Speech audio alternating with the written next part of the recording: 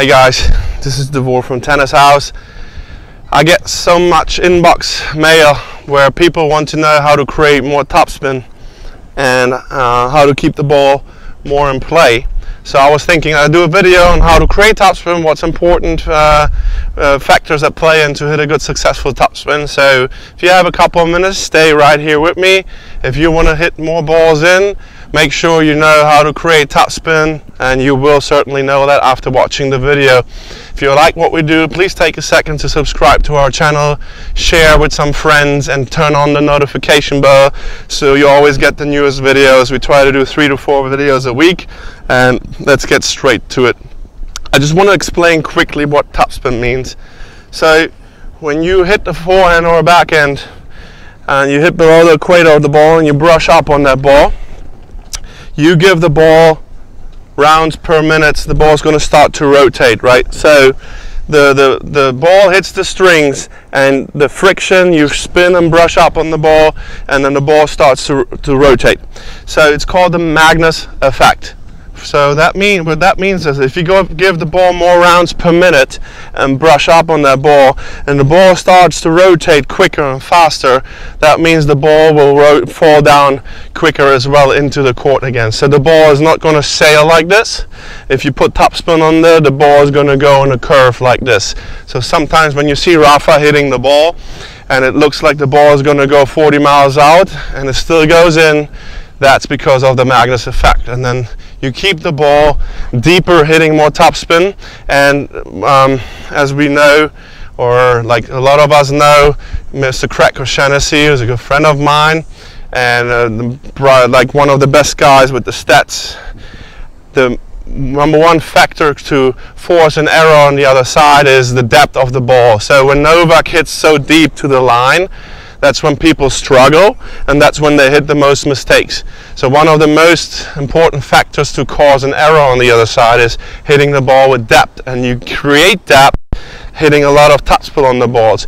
Obviously the best players in the game, they have it all. They can hit through the ball and they can create topspin and hit depth on the ball, right? So you're not always going to create massive topspin. It changes. If you have to go inside the court and you get an approach shot, you most likely want to drive through the ball and hit a little bit down on the ball because you hit the apex of the ball and you're closer to the other side, so you have to hit down. If you're further back, you want to create more spin and depth on that ball. So that is very important for the introduction to the topspin in my eyes, that you understand that. So if you get closer to the net, you want to hit more forward and down on the ball. If you're further away from the ball, if it's a low ball, you want to create massive topspin. So on the rec level, a lot of players that struggle to create topspin, say on the forehand side, and that's because they just take the racket back and the racket head points straight back. So in this position, it's hard to get under the ball and roll it. My first tip for you is that when you hit and want to create more topspin, that you keep the racket head above your wrist. Why? Because when the ball bounces and you hit it, you get under it, you have a longer way of acceleration. You don't start from speed 0. You create with the little C, reverse C motion you create here until here. You start already to create power, and when the racket head drops under the ball, you already have momentum going for you, and it's going to be easier to create topspin. So remember that is very important. You want to have a successful topspin. Don't just take the racket back and have the racket head lined up with the wrist or below, below the wrist, starting from here. You need to initiate that with a little way of acceleration before you start to hit. 2-5, 3-0, 3-5 players, any level, doesn't matter what you are. If you hit only out of the arm and not using your legs, you're going to have a hard time creating topspin. So the next thing is the legs.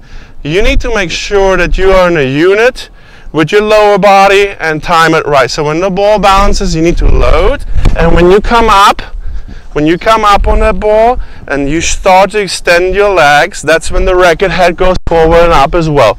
As more, talking about the angles now, as more you go up with the ball, as more topspin you're going to create. So in the ideal world, I always like to say, if you hit the ball and you hit it, you go on a 45-degree up, and then you go around, just as a little visual and a little marker that helps always.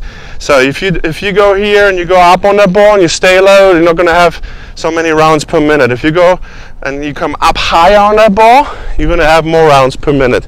So the big muscles, which are the legs, you need to load and unload and cooperate that with the upper body. So it has to be one unit.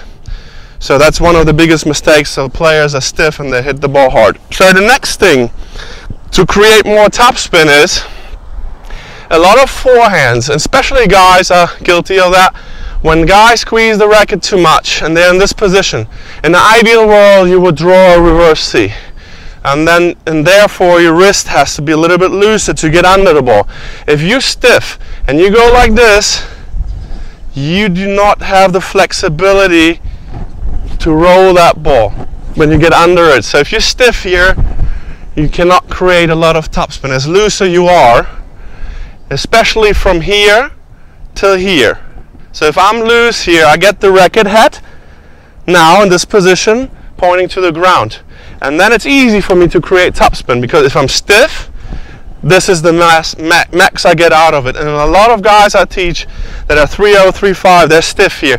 And they can't create topspin because they never learn to coil, be relaxed, and get under the ball and hit it. So that's the next thing that is so important, that you lose when you hit, and create that acceleration and the topspin. And what else is important when you hit topspin is the grip. As more you go to a Western grip, so remember, if the index knuckle is on bevel number 3, you have an Eastern grip, bevel number 4 semi-Western, bevel number 5 Western. As more you slide to your right with the racket, with the grip, as more topspin you'll be able to create. But you have to keep in mind, which is dangerous, if you play only with the Western, you will struggle with low balls, because with that grip, if you try that out to get under that ball, it's very hard. And that's therefore I like to always teach a strong Eastern, weak semi-Western, because that's an easy way to get under the ball for me and to hit it. With the strong Western grip, you have a good and easy up here. Everything that's over the shoulder level, above the shoulder level, you're going to have it easy with the Western, and even with the semi-Western you feel comfortable. And as I said, as more you grip around to the right and as lower the ball is going to get, as more trouble you're going to have to get under the ball, so you can't create anything. So that's another important factor that you have to know, is if you play with a Continental, there is not a lot of rounds per minute. You can create topspin, but you're going to use the wrist and the closing the shot. They're going to be the focus more on that than having a smooth motion. So highly recommend, if you put the index knuckle on bevel number 3 a little bit maybe towards the lower part of bevel 3, like right here, you can get under the ball better and hit it. And you can still create a lot of topspin. And the finishes play a big part of it too. For example, if you play in a match, someone pushes you off the court, you want to hit a short, sharp angle cross-court passing shot, then you might have to get under the ball and you have to finish. Maybe I call this, you want to run out and you hit it here from pocket to pocket, so from pocket to pocket. So you might have to finish like down here in order to hit a low, short cross-court passing shot. Another thing with the topspin, someone might run to the net, you don't have a lot of time, some like Rafa sometimes, they still hit it, go up, and then they go around and can create a lob and create some topspin on there. So the finishes vary as well, and it depends how you finish, what kind of topspin, how much topspin you use there. But as I said, to recap, it's important, right, that you use your big muscles, your legs, that you're not stiff in the wrist, that your grip is loose to get under the ball and roll it. You have to use your lower and upper body as a unit. If you just hit out of the upper body, you're not going to create topspin. And the contact point obviously as well. You can't create a lot of topspin if you hit behind you all the time. It needs to be in front of you in order to roll the ball up. So yeah, that's kind of all the secrets to like a successful topspin. If you like what we do, take a second to subscribe, turn the notifications button on. Guys, thank you so much for your time. I'm about to shoot my next video for the serve now, and I wish you guys a beautiful day. Thank you.